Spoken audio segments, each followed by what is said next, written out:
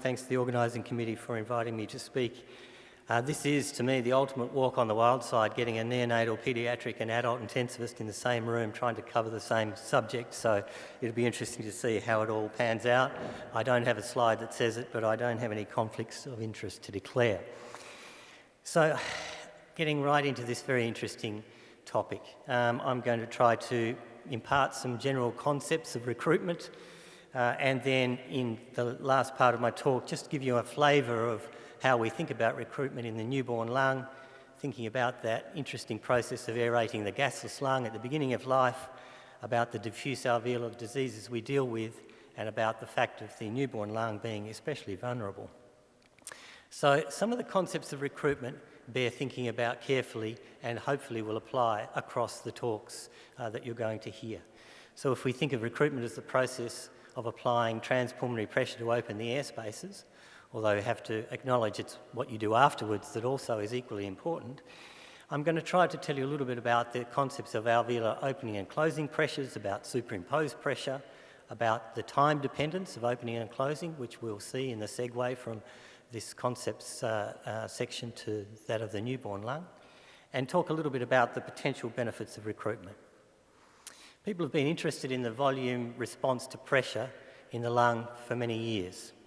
Here's an example of a panel from a paper by Salazar and Knowles, published in 1964 from Harvard, and they got volunteers to inhale, measured their lung volume and the negative pressure they were generating.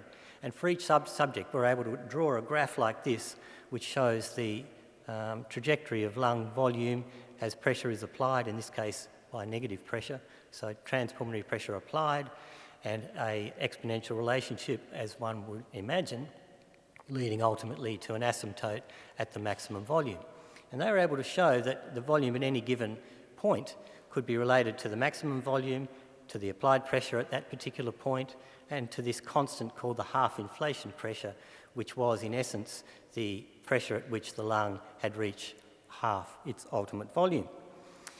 And people started to think maybe this sort of consideration could be applied within the microarchitecture of the lung.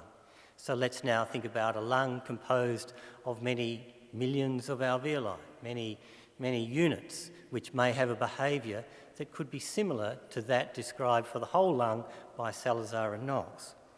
And so there's this idea that's been used in a number of modelling papers, and some of which I'm going to tell you about, that maybe the micromechanics of the lung are same as the macromechanics, and the same exponential equation of Salazar and Knowles could apply to alveolar volume of each and every lung unit as we apply pressure.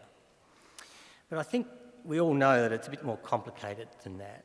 And whilst this sort of approach might apply to the healthy lung, where all the lung units have the capacity to open easily, we know that for a diseased lung there are other and more important things that we have to consider.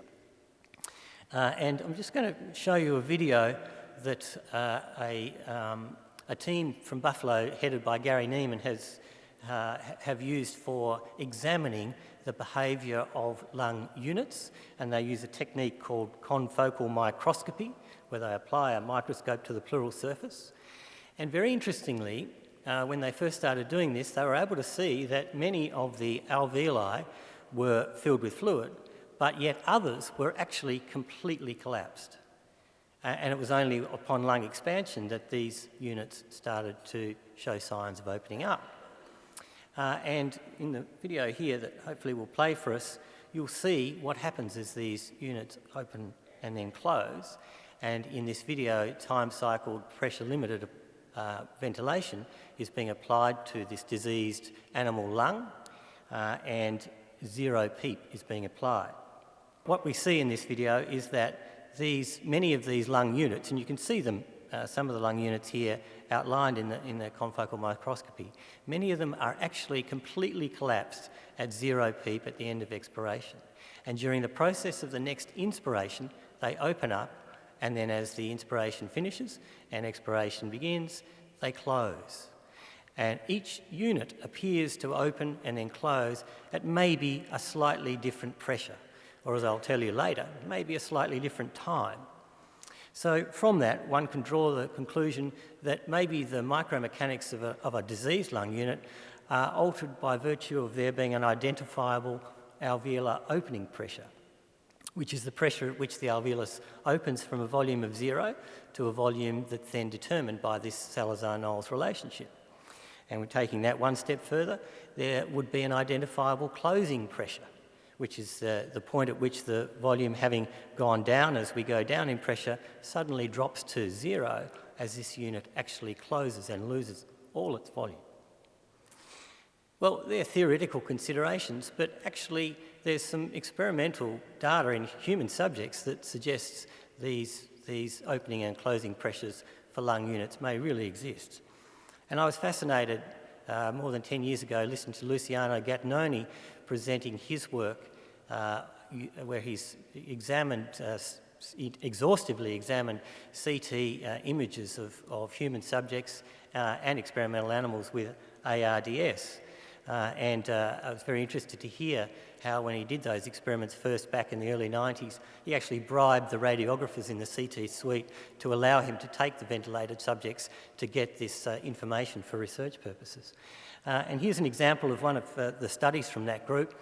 In this case, trying to determine whether the opening and closing pressures could be mapped for a small group of human subjects, adult human subjects, around 5 or 6 patients with ARDS.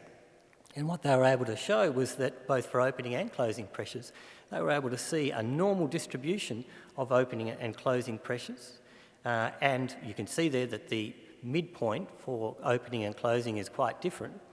And if you can imagine a cumulative histogram based on this distribution, you can see that by the time the airway pressure reaches 30 centimetres of water, most, but not all of the units would be open.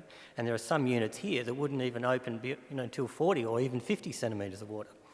Similarly, as we're coming down in pressure, spending time in expiration, by the time we get down here below about 5 centimetres of water, many of the units, probably around about half, would be closed, suggesting that a PEEP of 5 would be insufficient in this case. So these opening and closing pressures of lung units probably do exist and maybe have a normal distribution.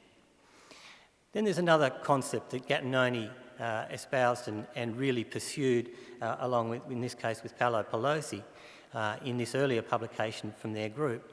And this essentially says that if you have a normal lung, the gravitational pressures imposed in lying in a supine position will not be that great, and most of the units in the top part of the lung will have gas in them rather than be tissue or water.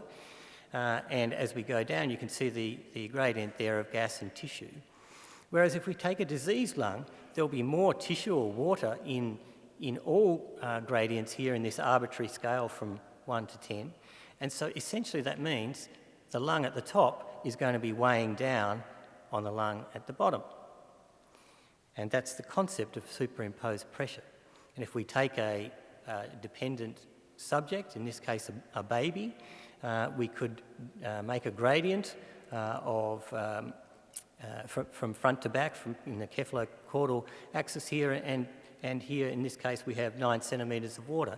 And that might mean that these units at the back of the lung have 9 centimetres of water of superimposed pressure on them, which, as I'm going to tell you, means that they might need 9 extra centimetres of water of pressure to get them open. Unfortunately, we can't talk about recruitment without mentioning these papers by Keith Hickling. And the second one of these is the one that I would recommend to you to read, published in 2001, and the modelling that I'm going to show you is based on this paper, which is more refined and well developed than the first. I would also recommend to have a nice big glass of Tasmanian Pinot Noir when you dive into reading these papers. What Keith Hickling essentially did was to take these concepts of the potential of the mechanics, the micromechanics of the lung to reflect the behaviour of a whole lot of individual lung units in the same way as the macromechanics. He then took the concepts of the lung opening and closing pressures, added a superimposed pressure, and also added some ventilator pressures, and came up with and applied these rules of engagement to the process. He said that let's take a lung which has maybe 1,000 units. And he said that the transalveolar pressure for each lung unit was equal to the applied pressure at the airway opening minus the superimposed pressure, as we've said. He then said if a unit's closed, the transalveolar pressure had to exceed the opening pressure for that unit to open. Once the unit was open, the volume that that lung unit would assume was the volume as determined by the Salazar-Knowles relationship. And once a unit was open, a lung unit would only close if the transalveolar pressure dropped below the closing pressure of that lung unit during deflation. He, in his papers, showed a series of static images, which are, I would have to say, quite difficult to interpret and to understand. And that led me and my group to try to show these images as a series of dynamic representations rather than as static images. And I'm hoping that we'll have a video that we'll play for you here. And what we did was to make a lung modelling simulation where we used exactly the same concepts as in the Hickling paper, in fact recreated those concepts and added ventilator pressures, and were able in a dynamic sense to be able to show the concepts of recruitment. And I'm going to show you a video, I hope, that will show what happens as we apply time-cycled pressure-limited ventilation with increasing steps of positive end expiratory pressure, PEEP. So a PEEP steps manoeuvre, and we'll see what happens as that plays out. So we've got here the panel showing the pressure-volume relationship down here on the right, and we've got a lung that's showing the tidal ventilation that's occurring. We've got the compliance here indicated. And we've gone up now to the midpoint of the inflation limb of the pressure-volume relationship. And what you're seeing there is the number of lung units gradually opening, gradually increasing. So during that time, during the inflation series, recruitment happened throughout the inflation limb. Now we're at total lung capacity. We've got recruitment. We wouldn't possibly want to stay at this high lung volume. And now we're doing PEEP steps down. And with that, we're seeing the lung compliance increase very significantly, and we're seeing good lung inflation right down to the lower end of the PEEP steps manoeuvre. Given the time available, we've had to go through that very quickly. What are the physiological benefits of recruitment? Emphasising that PEEP optimisation has to follow. And for this, we can look at Lachman's original description of opening up the lung and keeping the lung open. And what he described was that there should be tidal ventilation with minimum pressure amplitude, and you saw on the deflation limb after lung recruitment that compliance was optimised on the deflation limb during tidal ventilation. There should be better gas exchange. There should be reduction of shear stress and lung injury. And although Lachman didn't say it, there should be more homogeneous distribution of ventilation. Just going to show you a study that I was fortunate to be involved with Peter Immensberger and Ines Frerix. We did this work in Geneva. And we used electrical impedance tomography, which shows a map of the aeration of the lung, like a CT scan at the bedside, if you like. And you can see here a cross-sectional representation of the different colours representing different aeration of these different regions of the lung. And you can divide the lung, as we do, into right and left, and also into ventral, medial and dorsal thirds. And what we did was a PEEP steps manoeuvre in ventilated piglets who had been lavaged to create a model of surfactant depletion and edema. And you can see this PEEP steps manoeuvre where we held the delta pressure, the difference between PIP and PEEP, at a constant 10 centimetres of water, and we did PEEP steps of 5 centimetres of water up to 25 and then back down to 0. And we could map the changes in lung volume that occurred globally and also in the different regions that I showed in the impedance map. And you can see here what happens in the right ventral region of the lung in terms of the change in lung volume expressed as a relative change in impedance. And from it, you can ultimately derive a pressure-volume relationship, and you can see that we started out with a relatively gasless lung by virtue of disconnecting the animal before starting the PEEP steps manoeuvre, and ultimately we reached a point close to total lung capacity. So this is a vital capacity manoeuvre, and we would expect and hope that at this point our lung had been well recruited. And what we did for the analysis was to take the final tidal breath at each of the PEEP steps to give us an idea. And you can see there's some time dependence here, whereby there's 3 breaths here at 10 centimetres of water peak, with this one culminating in this breath here. So there's a fair bit of time dependence of this model, which is very important in our considerations of recruitment. Interestingly, when we plot the global tidal volume during these PEEP steps up to total lung capacity and then going down again, we see something very interesting, and that is the delta pressure is the same throughout, but the tidal volume isn't. And here in this graph, the tidal volume is expressed as a percentage of the maximum. And you can see, just as Suter found in his seminal observation in New England Journal in 1975, it's after full recruitment on the deflation limb that one can use tidal breath compliance to identify what might be a point of optimal ventilation. And you can see here, as we get down to a PEEP of 5, in this particular example, we get optimal tidal volume, the best compliance for our given applied pressure. We've gone one step further and said, what could we know regionally in the lung? And we've again looked at the tidal volumes here expressed as a percentage of the regional maximum in the right and left side, ventral, medial and dorsal regions in different shades of grey. And as we start out with a pretty degassed lung, we can see that while the ventral region has a tidal volume pretty close to its maximum, down here in the dorsal region where there's more superimposed pressure, there's very little tidal volume in that area. This particular loop does not reflect, therefore, what's going on regionally in this lung. And as we walk up the inflation limb of the pressure-volume relationship, we see recruitment, because as we're applying more pressure, we're getting more tidal volume in a particular region. So that has to be an indication of more aeration, more lung units involved in the process. And as we march up towards total lung capacity, not surprisingly, the lung becomes over-distended and all regions lose their tidal volume. And then, as we go down the deflation limb, this is where the money is, because we're finding now that we can identify a point where the tidal ventilation in each of the regions is homogeneous, and it happens to be at a PEEP of 5 centimetres of water. If we go below that level, we find again inhomogeneity of ventilation. So we think it is possible that we could use electrical impedance tomography at the bedside to identify a point where ventilation to regions of the lung is the most homogeneous, and that may be a useful way of refining the recruitment and lung volume optimisation process. Now I want to spend the last minutes just talking about recruitment in the newborn lung. It's interesting that we don't really think of it as such, but recruitment is the most important element of getting a baby breathing after birth, because they start off at birth, every baby born at full term and otherwise healthy, with a fluid-filled and gasless lung. Tony Milner, way back nearly 30 years ago, over 30 years ago, looked at the volume-pressure relationship in the newborn baby at the first breath of life.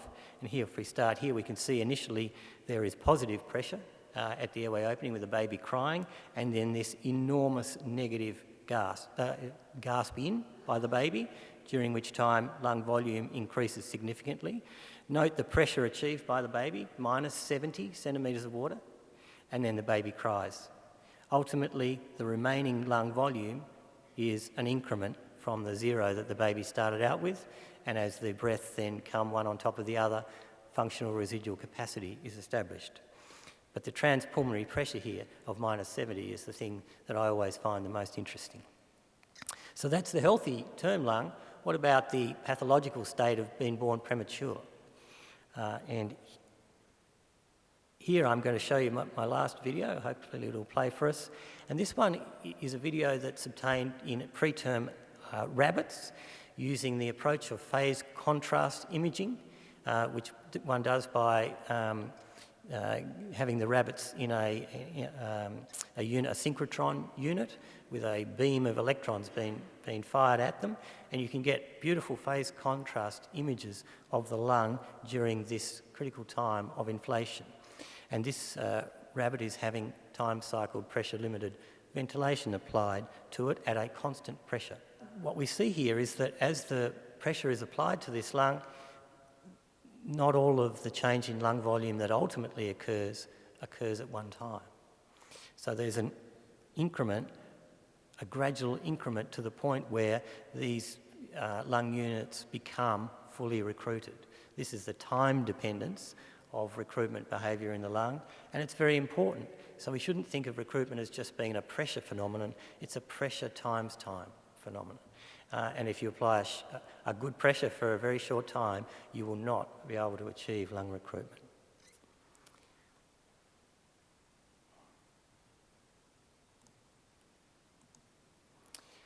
Second thing to say about the newborn lung is that diffuse alveolar disease is very common in the newborn, much more common than I believe it is at any other time, and responds well to recruitment. Here are a couple of examples. So I think you can agree that all of these lungs are pretty gasless and could do with some recruitment. Respiratory distress syndrome is obviously the critical disease that we deal with in the premature newborn. But you can also agree that this baby who suffered from a pulmonary hemorrhage has a fairly gasless lung. In both of these cases, you would expect an excellent response to recruitment, and clearly that would be what's necessary in these two babies who are both going to be poorly oxygenated. Babies who have pulmonary hypoplasia for whatever reason can have a pretty gasless lung, and so can those who have meconium aspiration syndrome.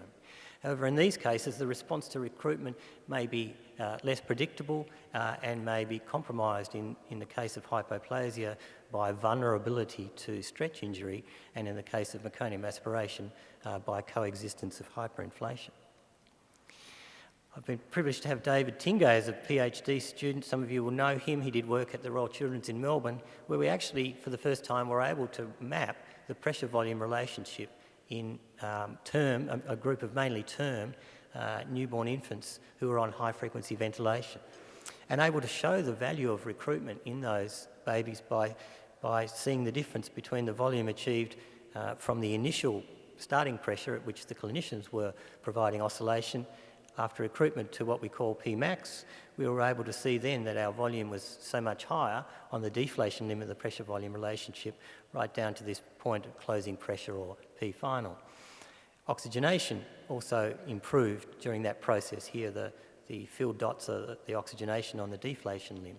Although you can see the oxygenation was actually fairly consistent over a wide spread of pressures on the deflation limb. We think it's probably better to identify a point down here just above closing pressure to provide oscillation, and have more recently published a paper showing that lung mechanics and even CO2 can guide us in that approach. It is the case, even though the anteroposterior diameter of the newborn lung, is relatively shallow compared to an adult, that there's dependent atelectasis that we need to deal with in these infants. Here are two examples. Firstly, the very diffuse uniform disease of surfactant protein B deficiency with a uniform opacity on plain X-ray, but you can see some dependent atelectasis and a difference in the lung unit behaviour related to the dependent areas of the lung. Even in a preterm newborn, we see this. Here's an MRI of a term newborn having a brief anaesthetic with good lung inflation. Here's the MRI of a preterm infant showing these areas at the back of the lung which are waterlogged, presumably related to superimposed pressure. Finally, whilst we'd like to think we'd want to use recruitment in newborn infants, it has to be balanced against the risk of causing damage. And newborns have very vulnerable lungs. It's possible to really terribly over-distend the lungs of a newborn infant. The chest wall is not as heavily calcified as an adult, and therefore there's the potential to do awful damage and have awful stretch. And of course, this is an X-ray from someone else's unit than mine. Even the fact of being born very prematurely, here a baby at 24 weeks, which is about our gestational age limit, nicely inflated lungs. In fact, you could argue perhaps even a bit overinflated, with relatively flat diaphragms and a narrow cardiac waist. This baby's on CPAP at this stage. And just by applying perhaps a little bit too much pressure, by day 15 we have this horrible situation of a lung that's really been terribly damaged, and now there's cystic pulmonary interstitial emphysema. So my conclusions are that it is possible, first of all, to meaningfully model the pressure-volume behaviour of the lung, that recruitment can only be effective if it's followed by lung volume optimisation, that this approach definitely has a place in the diffuse alveolar disease of the newborn, but that because of the heightened risk of lung injury, we need to keep in mind the possibility that our recruitment manoeuvres might cause damage. I'd like to acknowledge these individuals and groups for their help in preparing this talk and the work that's been done leading up to it. Thank you.